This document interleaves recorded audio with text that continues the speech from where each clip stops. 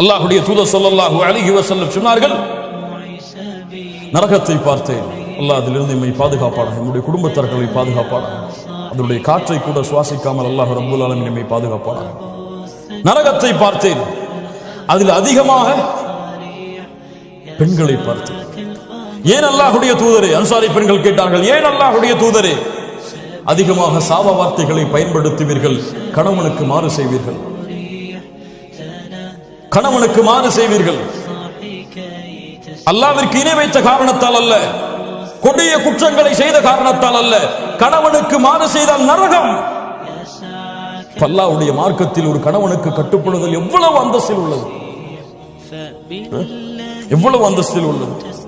அல்லாஹ் ரப்பல் ஆலமீன் நம்மை பாதுகாப்பானாக. அதுபோன்று கணவன் மனைவியுடைய கடமைகள், கணவனை முதலாவதாக அறிதல். கணவனுக்கு எது பிடிக்கும், எது பிடிக்காது, எதை என் கணவன் விரும்புவான், எதை விரும்ப மாட்டான், எது அவனுக்கு சந்தோஷம், எது அவனுக்கு கவலை, எதை பேசினால் எந்த நேரத்திலே பேசினால் திருப்தி அடைவான், எதை பேசினால் கோபப்படுவான் என்ற எல்லா கல்வியையும் அறிந்தால்தான் அந்த கணவனோடு உங்களால் வாழ முடியும். அஸ்ஸலாமு அலைக்கும் வரஹ்மத்துல்லாஹி வபரகாத்துஹு. வாங்கம்மா, உட்காருங்க, என்ன வேணும், என்ன செய்யணும், உங்களுக்கு இப்ப எப்படி இருக்குது நிலைமை, சந்தோஷமா இருக்கீங்களா? அழகிய வார்த்தைகளை கொண்டு பழகுதல், பேசுதல், அவனுடைய சூழ்நிலையை புரிந்து பழகிக் கொள்ளுதல், அவனிடத்திலே பேசுதல்.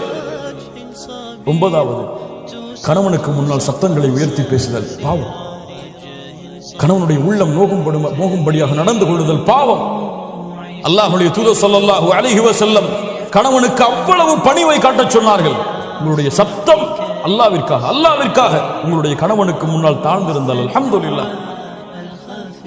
ஏன்? அது ஒரு மரியாதையாக செய்கிறேன், அதை என் கணவனுக்கு கொடுக்கக்கூடிய கண்ணியமாக கருதுகிறேன். அல்லாஹ் அதை கொண்டு உங்களுக்கு பல மடங்கு கூலி கொடுப்பார்.